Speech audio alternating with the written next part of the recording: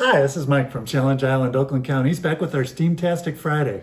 Today we're wrapping up our sports series on Challenge Island. So if you missed our last few, check out some of our earlier ones where we talked about the science, technology, engineering, and even art that shows up all kinds of places in sports. Today we're going to give you a quick overview of a few math topics that really come in handy, believe it or not, anytime you play sports, or especially if you try and understand how to do sports better. So today we're going to talk about statistics, probability, and just a little bit of physics, which is a kind of science that has math all over it. All right, so first let's talk a little bit about statistics. So what statistics are, that's kind of a fancy word that just says we're working with numbers. So anything you do with numbers or the science of numbers, that's what statistics is all about. So for anybody who's into sports, statistics is a really important way to understand which team is better than another team, or which players are doing the best, or whether a particular coach should keep coaching or not, things like that. So let's take a look at a couple examples of some of those statistics that show up in some of our favorite sports.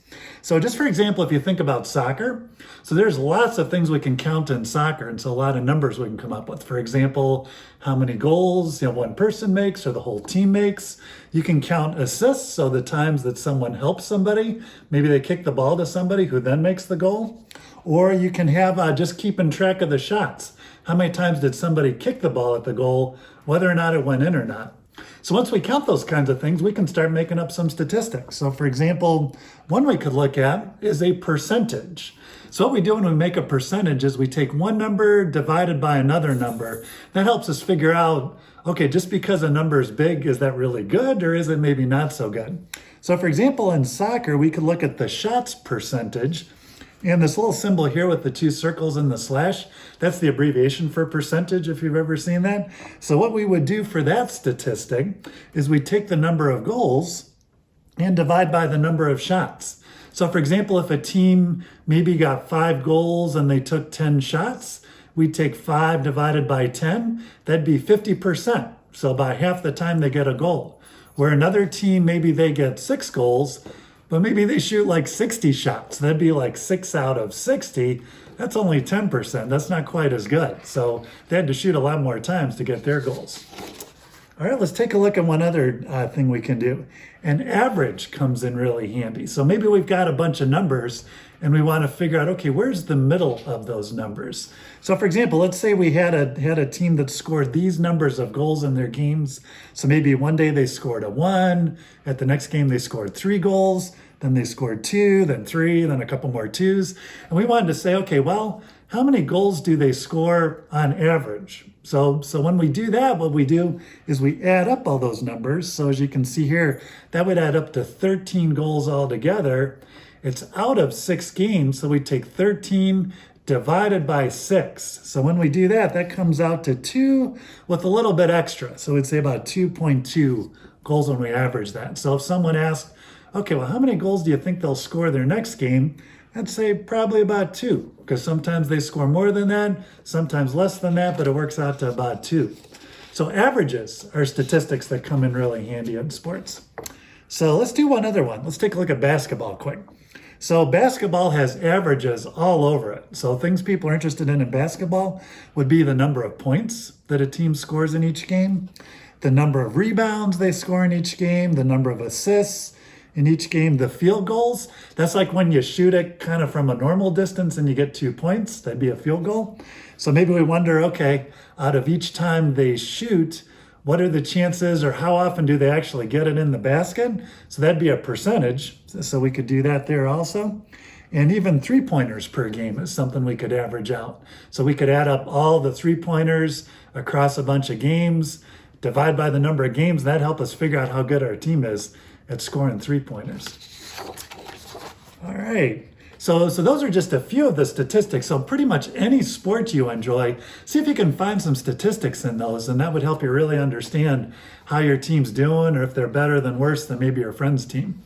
All right, let's take a look at one other concept that's really helpful when we put math and sports together, and that's probability. So when we talk about probability, it kind of sounds like the word probably, and that kind of fits, because what we're trying to figure out is, what do we think is probably going to happen the next time we play the game, or the next time we maybe roll dice when we play a dice game or something like that.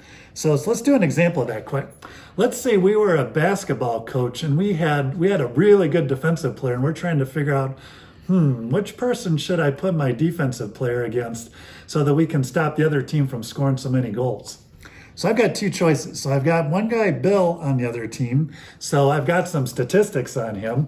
So I found that out of his last 50 games, or out of his last 50 baskets, he scored 30 of them. So he made it in out of 30 out of those 50 times. Let's say we had another guy I was thinking about putting my guard on. His name's Sam. He scored 50 baskets, but he did that out of 200 total baskets. We tried 200 times, and he got 50 baskets. So which one do you think we should put the guard on? So Sam scored more goals, but looks like Bill didn't have to try as hard to get the goals that he got. So what we can do is we can do some probability. And what we would do is we would take the number of baskets they scored divided by how many times they tried, and that tells us the probability, or how often do we think they're going to get baskets the next time they try. So for example, Bill scored 30 out of 50, so that's 60%. So I'd say he's probably going to score a basket 60% of the time. Now Sam, he scored 50, that was a lot, but when we divide that by his 200 times he tried, that's only 25%. So if I had to say, is he going to score next time? I'd say, only about 25% of the time. So Bill actually looks like he's doing better since he didn't take him as many tries to get those. So I'd put my guard on Bill. I think that would probably be the right thing to do. All right, then one last concept I wanted to show you. Physics is a kind of science that has all kinds of math all over it. So for example, when it comes to sports, if you think about an ice skater trying to do a triple axel, that is a super hard move in figure skating where someone jumps up into the air and tries to spin around 3 times before they come down again. Or another super famous athlete is Simone Biles. She's got a special move that she does called the triple double, where she can do a double backflip. And as she's doing it, she spins around sideways 3 times while she does that. So believe it or not, when they're doing those super hard gymnastics or ice skating moves, they're actually using physics to spin around those times. So they use things called moment of inertia. So that has to do with when they first start spinning, how do they get all that energy into their spin so they can keep moving? And there's also rotational acceleration. So rotation is a fancy word for spinning around, and acceleration means how fast we go as we do that. So they have to figure out, okay, how am I going to get enough of that force and enough physics going so that I can spin all those times and then still land on my feet when I come back down? All right, so next time you do sports, no matter what your sport is, as you've seen in all our examples here, there are a lot of ways to put math to work, either through statistics, through probability, or even applying a little bit of physics to do some pretty amazing things. So try those out the next time you're playing some sports and see if you can make your sports even better using the power of math. All right, with that, thank you so much for joining us, and we'll see you again next time.